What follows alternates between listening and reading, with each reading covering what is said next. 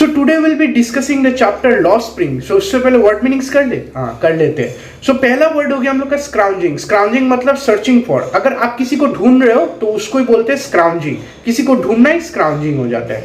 Next हो गया हम लोग का एमिड्स, AMIDST, एमिड्स। तो उसका मीनिंग हो गया in the middle of. In the middle of मतलब सोच लीजिए आप बाजार पे हो, मिडिल पे खड़े हो, आपको समझ नहीं आ रहा है कि अभी कौन सी मतलब चीज खरीदे, यहाँ पे जाए कि वहां जाए कि वहां जाए कि पीछे जाए, तो समझ में नहीं आ रहा है ना, तो आप जगह पे मिडिल पे खड़े हो तो उसको बोलता है एमिड्स। नेक्स्ट हो गया हम लोग का हॉलो। हॉलो मतलब मीनिंगलेस। कभी कभी आपने कहा ना कि जब दोस्तों से बात होती है, किसी से भी बात होती है, आपने कभी एक डायलॉग मार दिया, क्या मीनिंगलेस बात कर रहे हो, मतलब उस बात का कोई ये मीनिंग ही नहीं है, तो उसको ही कहा जाता है मीनिंगलेस। नेक्स्ट हो गया हम लोग का एम्बेरेस्ड। एम्बेरेस्ड मतलब फीलिंग एशेम्ड, मतलब जब आप किसी कोई काम कर लिया आपने, कोई सोच लीजिए आपने एक स्पीच कह दिया या कहीं पे आपने परफॉर्म किया, तो मतलब आपको डर लगता है कि मैंने ये क्या कर दिया, मतलब अच्छे से परफॉर्म नहीं किया, आपको शर्म आती है, तो उसको ही बोलते हैं एम्बेरेस्ड, मतलब अपने आप से शर्माना, मतलब शर्म से कुछ भी ना बोल पाना। नेक्स्ट हो गया हम लोग का ब्लीक। ब्लीक मतलब एम्प्टी। अगर कुछ भी चीज खाली हो ना, सोच लीजिए एक डब्बा है वो खाली है, तो वो एम्प्टी, उसको ब्लीक बोला जाता है। एम्प्टी मतलब ब्लीक। नेक्स्ट हो गया हम लोग का bear foot. Wearing nothing in feet, मतलब बेयर फुट हो गया, मतलब आप जब ऐसे नीचे कहीं पे चल रहे हो, कहीं पे जा रहे हो, आप देखते हो ना गरीब लोगों के पैर खाली होते हैं, वो लोग चप्पल नहीं पहनते, वही हो गया बेयर फुट, मतलब खाली पैर चलना। नेक्स्ट हो गया हम लोग का ट्रांसिट होम्स। ट्रांसिट होम्स मतलब a home which is not permanent in nature. Transit home मतलब एक होम, मतलब एक घर है, हम लोग लेते हैं, उस घर में रहते हैं, लेकिन वो घर परमानेंट नहीं होता है, मतलब चेंज होती रहती है, मतलब किसी कारणवश, या तो मतलब गरीब लोगों को देखते हो ना, एक कभी इस घर में रहते हैं, उसके बाद उन लोगों का फाइनेंशियल प्रॉब्लम हो जाता है तो दूसरा घर लेना पड़ता है, वही ट्रांसिट होम्स मतलब परमानेंट नहीं है, कुछ भी घर जो है परमानेंट नहीं है, कभी भी वो लोग को निकाल दिया जा सकता है। नेक्स्ट हो गया कंटेंट। कंटेंट मतलब सेटिस्फाइड। कंटेंट दूसरा भी कंटेंट होता है, इस कंटेंट का मीनिंग है सेटिस्फाइड, मतलब आप किसी चीज से अगर सेटिस्फाइड हो गए ना तो उसको ही बोला जाता है कंटेंट। नेक्स्ट हो गया हम लोग का glass. Glass blowing industry. Glass blowing industry मतलब एक इंडस्ट्री जहां पर वो बैंगल्स ग्लास की काम होती है, उसको ही बोलते हैं ग्लास ब्लोइंग इंडस्ट्री। नेक्स्ट हो गया फर्नेसेस। फर्नेसेस मतलब एक क्लोज रूम और container where heat is provided, मतलब सोच लीजिए आप, फर्नेस का मीनिंग स्टोरी में आपको मालूम चल जाएगा, लेकिन अभी बोल रहा हूँ। फर्नेस का मीनिंग है कि सोच लीजिए एक रूम है, उसके अंदर आप किसी चीज से गर्मी पैदा कर रहे हो। गर्मी कैसे? सोच लीजिए एक ग्लास ब्लोइंग, मतलब एक ग्लास इंडस्ट्री है, वहां पे ग्लास को मेल्ट करने के लिए एक आग दी जाती है, मतलब फायर दी जाती है, ताकि जल्दी से जल्दी ग्लास मेल्ट हो। तो क्या है, एक रूम है जहां पर ग्लास मेल्ट किया जा रहा है, उसी को बोलते हैं फर्नेस। तो हम लोग का डिंगी। डिंगी मतलब डार्क। डीम मतलब एक जगह पर जहां पर अंधेरा सा छाया है, प्लस आपको कुछ दिख भी नहीं रहा है ठीक ठाक, तो क्या हो गया, अंधेरा है, कुछ लाइट भी आंखों में नहीं आ रहा है, तो उसको बोलते हैं डिंगी, मतलब अच्छे से ना दिखना, एक अंधेरे जगह पर। नेक्स्ट हो गया हम लोग का बीम। बीम मतलब शाइनी। सोच लीजिए कांच का टुकड़ा पर है, तो कभी जब लाइट पड़ती है कांच में तो क्या शाइन होता है ना, चमकता है ना हीरे जैसा, तो उसको ही बोलते हैं शाइनी। नेक्स्ट हो गया हम लोग का वेसल। बस वेसल मतलब एक कंटेनर फॉर कंटेनिंग फूड, मतलब जब आप कभी कभी देखते हो ना, ऑफिस जब जाते हैं लोग तो कंटेनर में कुछ खाना ले जाते हैं, या फिर कभी भी घूमने गए कोई लोग तो सब लोग खाना ले जाते हैं ना कंटेनर में, तो उसको ही बोलते हैं वेसल, जहां पर खाना स्टोर किया जाता है। लास्ट हो गया हम लोग का फ्रेल। फ्रेल मतलब वीक। वीक कैसे? मतलब सोच लीजिए कोई आदमी कुछ बीमारी के कारण वीक हो गया, खाना पीना बंद हो जाता है, या तो कभी कोई आदमी पढ़ाई में वीक है या तो खेल में वीक है, तो उसको क्या बोला जाता है? Frail. This man is frail in this subject और ऑब्जेक्ट। किसी चीज में भी अगर वीक हो गया तो उसको फ्रेल बोला जाता है। तो यही पे होता है हम लोग का वर्ड मीनिंग्स एंड। तो अभी शुरू करेंगे हम लोग चैप्टर को पूरे अच्छे एक्सप्लेनेशन के साथ। चैप्टर शुरू करने से पहले हम लोग छोटे से क्वेश्चन आंसर सॉल्व कर लेते हैं, ताकि आपको हेल्प करेंगे समझने में। तो साहिब जो है, एक स्टोरी है, हम लोग पढ़ेंगे। तो साहिब का फुल नेम क्या है? साहिब ए आलम। साहिब ए आलम का मतलब है the Lord of the universe. इसका वर्ड का मीनिंग ये है साहिब ए आलम का। दूसरा हम लोग पढ़ेंगे वो साहिब जो है वो कहाँ पे रहते थे पहले? Where did Sahib live before? वो लोग रहते थे बांग्लादेश में, ढाका डिस्ट्रिक्ट में। और कब वो लोग माइग्रेट किए? 1971 में। Where did Sahib live and when they had migrated to India? 1971 में वो लोग माइग्रेट किए थे इंडिया में। तीसरी क्वेश्चन हम लोग लेंगे, where did Mukesh lived, Mukesh कहाँ पे रहता था? तो मुकेश रहता था फिरोजाबाद में, फिरोजाबाद की बेंगल इंडस्ट्री जो फेमस है बेंगल इंडस्ट्री के लिए, वो वहां पे रहता था। तो हो गए हम लोग की 3 छोटे से क्वेश्चन। वो ये जो क्वेश्चन है वो एग्जाम्स में हमेशा आते ही रहते हैं। तो चैप्टर को शुरू करने से पहले मैं आपको ये जो लॉस्ट स्प्रिंग है उसकी राइटर कौन है? एनीस यंग, आपको याद रखना है एनीस यंग। तो उसके बाद स्टोरी जो है इंडिया के ऊपर बेस है, इंडिया की कहानी है ये, और इंडिया के ऊपर जब बेस्ड है तो इसमें 2 स्टोरी का यूज किया गया है। एक है साहिब, लड़के का नाम है उसका, उसकी स्टोरी है, और एक है मुकेश करके, वो उसकी और एक स्टोरी है। तो लॉस्ट स्प्रिंग में 2 स्टोरियों को जोड़ के लॉस्ट स्प्रिंग बनाया गया है। तो हम लोग देखेंगे पहले साहिब की कहानी, उसके बाद मुकेश की। तो साहिब की क्या कहानी है? साहिब जो एक लड़का है, उसकी फैमिली पहले बांग्लादेश में रहती थी, ढाका एक उसका वहां का डिस्ट्रिक्ट है, आपको मालूम ही होगा। तो वो ढाका में रहती थी, उन लोगों का वहां पे खेत हुआ करता था, हरियाली चारों तरफ थी। तो एक दिन क्या हुआ, एक बहुत बड़ी आंधी आई, मतलब तूफान जो रहता है, आंधी आई, तो उन लोगों का जो घर है, वो घर प्लस खेत जो जहां पे वो लोग खेती करते थे, वो सब उजड़ गया। 1 सेकंड में सब उजड़ गया, एक बड़ी सी आंधी ने सब तबाह कर दिया। तो उन लोगों का जो मन भी बहुत खराब हो गया। तो उन लोगों ने सोचा कि चलो इंडिया जो है, इंडिया में माइग्रेट कर लिया जाए। सो 1971 में इसी कारण से वो लोग इंडिया माइग्रेट हो गए। तो वो लोग कहाँ पे आए? वो लोग आए दिल्ली में, दिल्ली की सीमापुरी नगरी में वो लोग आ गए। तो वो लोग जब आए तो उन लोगों ने सोचा कि चलो अभी कुछ तो काम करना पड़ेगा। तो वो जो पेरेंट्स है उन लोगों ने सोचा कि बच्चों को एक थैली पकड़ा देंगे, वो लोग जगह जगह जाएंगे, रास्ते में सड़कों पे घूमेंगे, कुछ भी मिलेगा थैली में भरेंगे और आ जाएंगे। उन लोगों का बस यही काम था, किसी तरह उन बच्चों का पेट भरना, और बड़े लोग कुछ भी काम कर लेंगे, कहीं पे घर पे काम कर लेंगे, उन लोगों का बस यही मोटिव था। तो साहिब की कहानी वहीं से शुरू होती है। तो साहिब क्या है, एक लड़का है जो सेम बाकी लोगों की तरह रैक पिकर्स जो बोलते हैं ना, जो लोग स्लम एरिया में काम करते हैं, बच्चे जो सड़कों पे घूमते थैली लेके, तो साहिब का भी काम यही था कि थैली लेके बस खाना ढूंढने मस्त से निकल जाता था सुबह, और शाम उतना में लौट आता था। तो वो हमेशा देखता था कि कहीं पे अगर वो जो डब्बे रहते हैं ना, कचरे का डब्बा, ये सब में अगर कहीं से 1 रुपए मिल जाए, 10 रुपए मिल जाए, तो उन लोगों का बहुत खुशी हो जाता था कि चलो कुछ तो पैसा मिल गया। तो ऐसे ही करके वो दिन जाता रहा और दिन बीतती गई। तो क्या हुआ, एक दिन वो जो एनीस यंग, हम लोग की जो राइटर है स्टोरी की, एक दिन मुलाकात हुआ उसका साहिब से। तो साहिब से जब मुलाकात हुआ तभी साहिब के बारे में वो राइटर जो है वो बहुत जानना चाहती थी कि तुम लोग कहाँ से आए। तो उन लोगों ने बताया कि हम लोग ढाका से आए हैं 1971 के टाइम में। तब उन लोगों का खेत भी वहाँ, उन लोगों की प्रॉपर्टी जो थी वो वहाँ पे थी। एक आंधी आया, उसके बाद जाके सब तबाह हो गया, तब से वो लोग दिल्ली में रह रहे। तो उन लोगों का जस्ट यही आपस में वार्तालाप हुआ। तभी वो एनीस यंग जो कि राइटर है, उन्होंने कहा कि अच्छा तो तुम इस उम्र में कहा क्या स्कूल, जो अभी तो बच्चे स्कूल में पढ़ते हैं ना इस उम्र में, तो आप कहाँ पे पढ़ रहे हो? तो साहिब ने कहा कि भैया हम लोग के यहाँ पे तो अभी कोई स्कूल है नहीं, और हम लोग के पास इतना पैसा भी नहीं है कि हम लोग स्कूल में भर्ती हो सके। तो तभी वो राइटर ने कहा, वो जो राइटर है हम लोग की एनीस यंग, उन्होंने कहा कि चलो मैं कुछ ही दिनों में एक स्कूल खड़ा करूंगी, मतलब एक स्कूल बनाऊंगी, तो उसमें एडमिशन तुम लेने जरूर आना, क्योंकि वहीं पे हम लोग तुमको पढ़ाएंगे भी और तुम्हारा फ्यूचर भी अच्छा होगा। तो यही बात सुन के साहिब को लगा, अरे भैया पहले दिन ही मुलाकात में उन्होंने कहा कि मुझे वो स्कूल में लेंगी, मैं पढ़ सकता हूँ बाकी बच्चों की तरह। तो वो बहुत खुश हो गया। तो कुछ दिन बाद क्या हुआ, जब मुलाकात खत्म हुई तो सब अपने अपने घर चले गए। तो नेक्स्ट दिन फिर से राइटर की मुलाकात फिर से साहिब से हुई। तो साहिब ने कहा कि दीदी फिर से हम लोग स्कूल के बन गया, मैं एडमिशन ले सकता हूँ। तब राइटर को मतलब अपने आप से एशेम बोला था ना वर्ड मीनिंग में, वो बहुत शर्मिंदा हुई कि मैंने ऐसा प्रॉमिस क्यों कर दिया जो मैं कर नहीं सकता हूँ। वो प्रॉमिस क्यों कर दिया कि मैंने जल्दी ऐसे ही कह दिया कि मैं स्कूल बना रहा हूँ कुछ ही दिनों में, उसमें तो टाइम भी लगता है ना, और उम्र भी नहीं थी राइटर की वो जो स्कूल बना दे। मैंने ऐसा काम क्यों किया? उसको इतना तरस आने लगा कि उसको मतलब पीटी जो वर्ड बोलते हैं ना, वही तरस आना उसको, मतलब ऐसे लगा कि मैंने क्यों कह दिया, ऐसे मुझे नहीं कहना चाहिए था। उसके बाद से साहिब को भी उसने बताया कि सॉरी मैंने ऐसा कह दिया, मुझे ऐसा नहीं कहना चाहिए था। तब ये भी सुन के साहिब को बुरा लगा, लेकिन कुछ नहीं, चलो होता है ऐसे। तो आजकल की दुनिया में ये सब होता रहता है, कोई ट्रस्ट ब्रेक करता रहता है। तो उसके बाद उन लोगों में बहुत अच्छी फ्रेंडशिप हुई।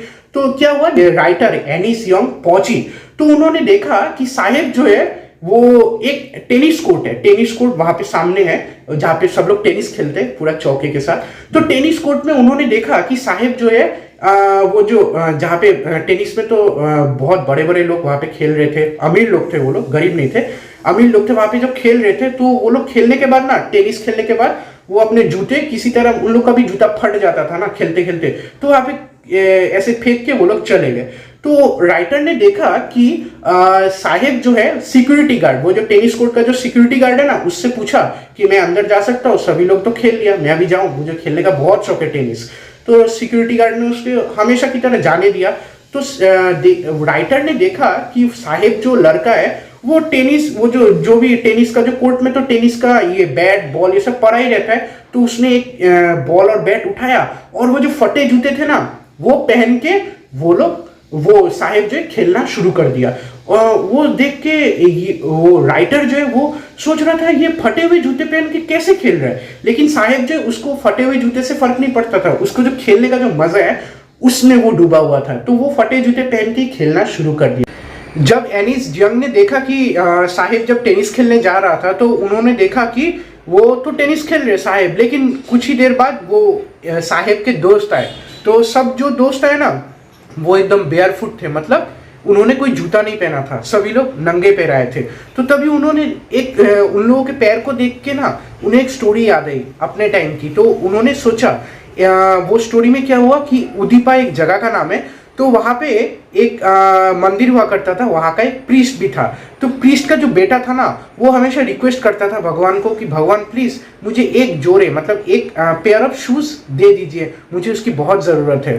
तो उसे एक स्टोरी ये जस्ट याद आया, और कुछ ही मतलब 30 इयर्स बाद वो जो एनिस यंग जो राइटर है वो ना फिर से उसी जगह पर आई 30 इयर्स बाद। तो उस राइटर ने देखा कि अरे भैया अभी तो बहुत डेवलपमेंट हो चुका है, मतलब वो जो मंदिर है, मंदिर भी डेवलप हो चुका है, प्लस वहाँ के जो प्रीस्ट है वो भी चेंज हो चुके हैं। अभी नया प्रीस्ट वहाँ पे मतलब मंदिर की पूजा में है, और उसका भी एक बेटा है। लेकिन बेटा का क्या हाल है अभी, बेटा जो है उसका मतलब वो एंट्री जब मारता है बेटा तो उसने क्या किया, बेटे ने बैग ऐसे फेंक दिया, लाल शूज पहने हुए एकदम, मतलब कपड़ा ढंग का था और बढ़िया था।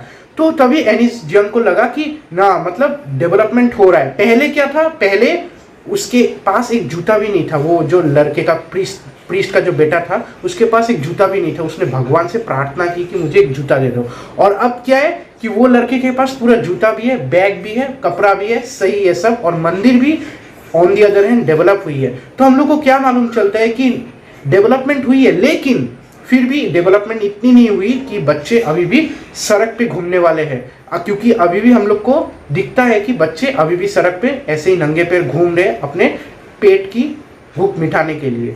तो उसके बाद फिर से स्टोरी कंटिन्यू होती है साहेब की, कि साहेब टेनिस खेल रहा है। नेक्स्ट दिन वो जो राइटर है वो सीमापुरी जहाँ पर वो लोग रहते हैं ना उन लोगों के गांव में गई। तो उन लोगों ने साहेब जहाँ पर रहता है तो वहां पर राइटर आई। तो राइटर ने देखा कि उन लोगों का घर कैसा है। तो उन लोगों ने देखा कि राइटर ने देखा कि वो जो घर है वो सब मतलब कीचड़ मिट्टी और ये सब से बना हुआ है, जस्ट स्लम एरिया में जैसा घर रहता है ना वैसा बना हुआ है।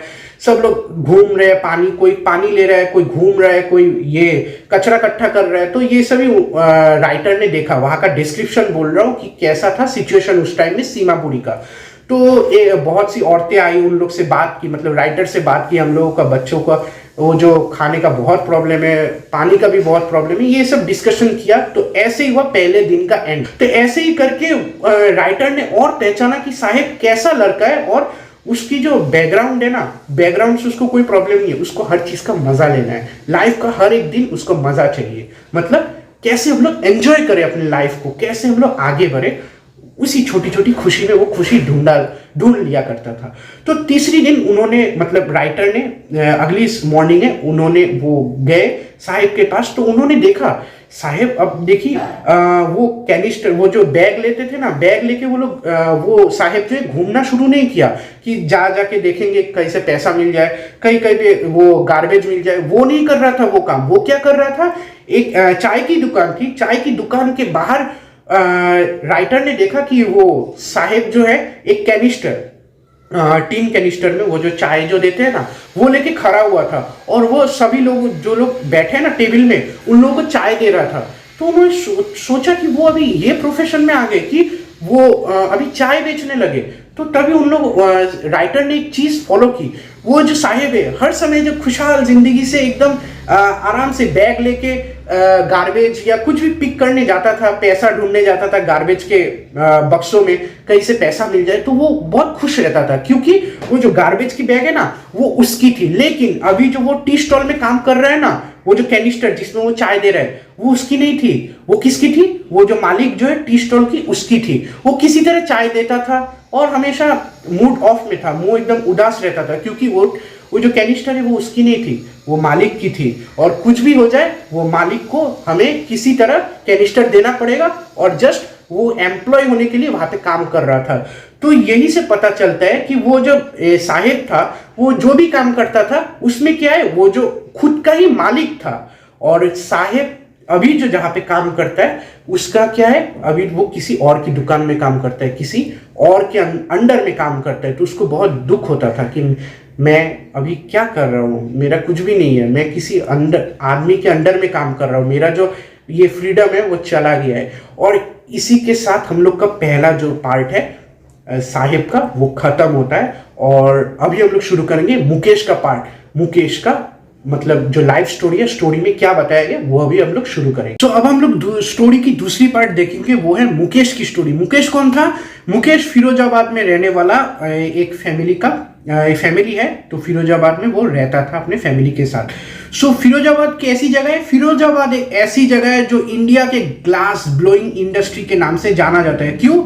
क्योंकि फिरोजाबाद में सबसे ज्यादा इंडिया में जो बैंगल्स जो हम लोगों की औरतें जो पहनती हैं, मतलब इंडिया की वुमेन्स और बच्चे भी, जो लड़कियां भी पहनती है बैंगल्स, तो वहां पे इंडिया में सबसे ज्यादा बैंगल्स बनाया जाता था। इसलिए फिरोजाबाद जो स्टेट है वो फेमस था बैंगल्स से, ग्लास ब्लोइंग इंडस्ट्रीज से, जहां पर बैंगल्स बनाए जाते हैं।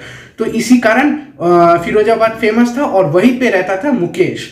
सो एक दिन राइटर के साथ उनकी मुलाकात हुई, एनीसियम के साथ उनकी मुलाकात हुई। तो एनीसियम ने पूछा कि आप यहाँ पर क्या कर रहे हो? तो वो कहने लगा कि मेरी यहाँ पे फैमिली है और मेरी फैमिली सदियों से यहाँ पे बैंगल्स बनाती आई है।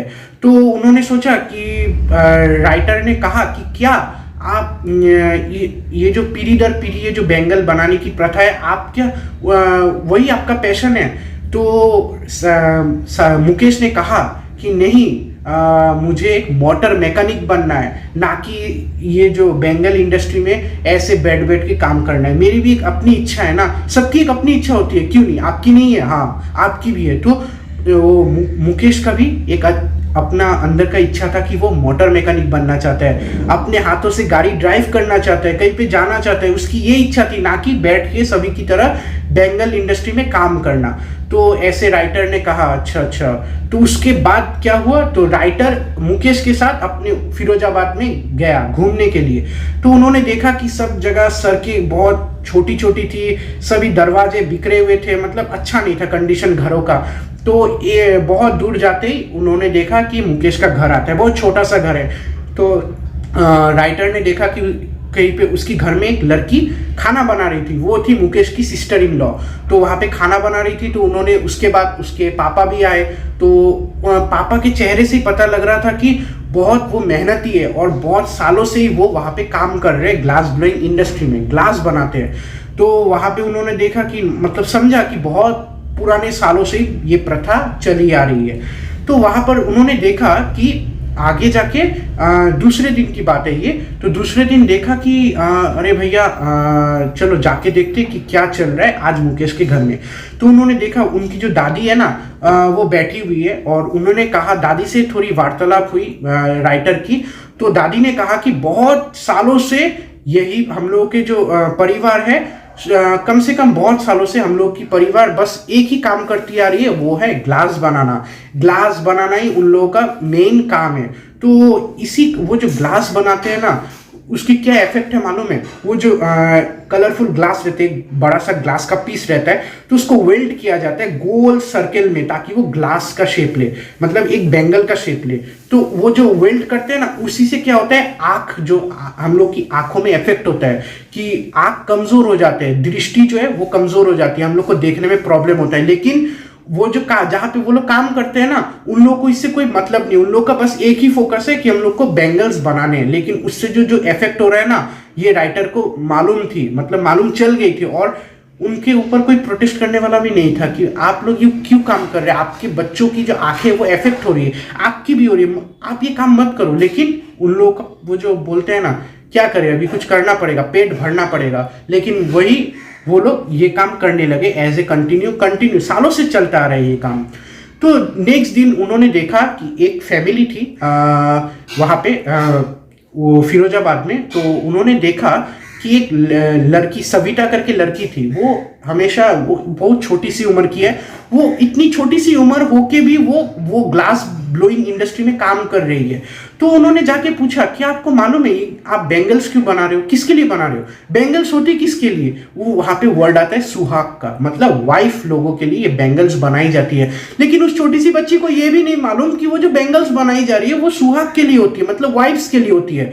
वो लोग बैंगल्स पहनते हैं, उन लोग को ये भी नहीं मालूम, बस उन लोग का एक मशीन के जैसा उन लोग को काम किया जा रहा है। मतलब आप बैठे काम करें और जाइए, बैठे काम करे जाइए। आप बर्थ लिए हो उस जगह पे, मतलब जन्म लिए हो बस काम करने के लिए। उन लोग को ये भी मालूम नहीं है कि किस लिए हम लोग बैंगल्स बना रहे हैं। तो साइड में उन लोग का ये और एक, उन लोग राइटर ने डिस्कवर किया कि और एक घर में और एक लड़की रहती थी, मतलब औरत रहती थी। उनका जो पति है वो काम अभी बहुत वीक हो गया है, मतलब अभी काम करने की उम्र नहीं रही। तो उनकी पत्नी जो है वो काम करती है, लेकिन वो जो कहते हैं ना सुहाग वर्ड जो है बहुत बड़ा है, वुमेन को, वाइफ को बोला जाता है। वो जो बैंगल्स पहनती है ना, बैंगल्स पहनने से उन लोग को बहुत खुशी मिलती है।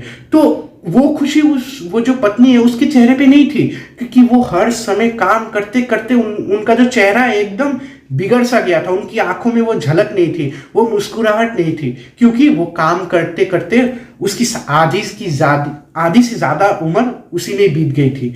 तो इसी से पता चलता है ना हम लोग के वो जो फिरोजाबाद की एक एक फैमिली है वो कितनी डिप्रेस्ड पे है, वो लोग को दबाया जाता है, इतने छोटे से उम्र से उन लोग को दबाया जाता है। राइटर ये भी कहती है कि अगर कोई प्रोटेस्ट करना चाहे ना उन लोग के ऊपर, तो क्या करते हैं वो जो पुलिसमैन है, पॉलिटिशियन से उन लोग को दबा के रखते हैं, भैया आपका यही औकात है, आपको वही काम करना है। ऐसे ही हम लोग की इंडिया जो है ना ऐसे ही चल रही है, बाहर से तो दिखती खूबसूरत है लेकिन अंदर से सभी लोग डर डर के जीते हैं। यही है ये राइटर हम लोग को यही कहना चाहता है। और दूसरी पार्ट में हम लोग को ये मालूम चलता है कि राइटर ने कहा मुकेश से फिर से वार्तालाप शुरू होती है। तो मुकेश से कहा कि आप कभी प्लेन चलाना चाहते थे, आपके मन में कभी ऐसा क्वेश्चन आया कि अरे फ्यूचर में कभी मैं पायलट बनूंगा, प्लेन चलाऊंगा? तो उन्होंने कहा कि नहीं, मैं जिस जगह पे रहता हूँ वहां से तो प्लेन भी क्या कुछ भी दिखाई नहीं देती, इतनी बुरी जगह है, और मुझे ये शौक भी नहीं है कि मैं प्लेन चलाऊं, मेरे औकात के बाहर है। लेकिन मैं एक काम करूंगा कि मैं मोटर मैकेनिक बनूंगा। मोटर मैकेनिक मुझे बहुत अच्छा लगता है, मैं बनूंगा। मैं जहाँ पे रहता हूँ गाँव में दूर एक जगह पे एक मोटर मैकेनिक शॉप है जहां पर गाड़ी ठीक किया जाता है, पेट्रोल पंप रहता है ना जहां पे गाड़ी ठीक किया जाता है, मैं वहां हमेशा जाता हूँ, पैदल जाता हूँ, इतनी दूर, सोचो गांव से वहां पर जाता है मैकेनिक की थोड़ी जानकारी लेने, गाड़ी ठीक करता है वहां पे जाके। गाड़ी ठीक करते करते उन्होंने सोचा कि मैं ऐसे ठीक करूंगा, ऐसे कर करके मैं गाड़ी के पार्ट्स के बारे में जानूंगा, ऐसे ऐसे करके मैं फ्यूचर में गाड़ी खरीदूंगा, प्लस मैं मोटर मैकेनिक भी बनूंगा, ऐसे करके।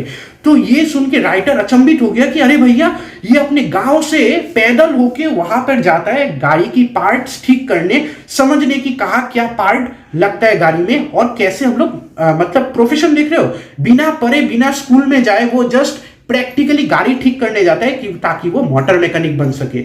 ये जो बातें ये सब सुन के राइटर बहुत मतलब फील हुआ कि भाई इसका जो प्रोफेशन है, इसका जो दिमाग है वो अलग है, वो बाकी की परिवार के जैसे नहीं सोचता कि मैं जन्म लिया हूं तो मुझे यही काम करना है। उसका एक अलग जज्बा है, अलग एक पैशन है कि मुझे मोटर मैकेनिक बनना है, ना कि बैंगल्स की इंडस्ट्री में काम करना है। तो यही पे होती है हम लोग की स्टोरी एंड। तो हम लोग को क्या मालूम चलता है कि हम लोग की जो देश के जो देशवासी है ना, वो वहाँ पे जो रह रहे हैं, उन लोग को बचपन से ही यही सिखाया जाता है कि आप यही काम करो। और दूसरी स्टोरी, वो जो मुकेश की स्टोरी में हम लोग को ये मालूम चलता है, और साहिब की स्टोरी में यही मालूम चलता है कि गरीबी जो है वो हम लोग के देश से अभी भी गई नहीं है, वो अभी भी है। इसी के कारण हम लोग के छोटे छोटे बच्चे हैं ना, वो लोग सफर करते रहते हैं, और पेरेंट्स उन लोग को यही समझाते रहते हैं कि आप लोग जन्म लिए हो तो आपका बस यही काम है। तो यही पे स्टोरी होती है एंड हम लोगों की। तो आपको अगर कोई भी प्रॉब्लम हुआ इस स्टोरी को समझने में, 2 पार्ट को, हम लोग को कमेंट्स में बताइए। और अगर इस चैनल पे आप नए हैं तो प्लीज लाइक, शेयरिंग, सब्सक्राइब कीजिए। इतनी अच्छी एक्सप्लेनेशन आपको मिलेगी, लेकिन मैं भी ट्राई कर रहा हूं कि आपको अच्छे से अच्छे एक्सप्लेनेशन देता रहूं। और अगर नोट्स चाहिए तो प्लीज लिंक डिस्क्रिप्शन में, गूगल पे जाइए, लिंक्स में क्लिक कीजिए लिंक पे, और आपको नोट्स भरी की भरी पड़ी रहेगी। वहां पे जाइए और लिखिए ना। एग्जाम्स भी आ रहे हैं फ्यूचर में, आपको क्रैक भी करना है, तो कैसे होगा क्रैक? एक्सप्लेनेशन सुनिए और आगे बढ़ते रहिए। मिलते हैं आपको नेक्स्ट वीडियो पे।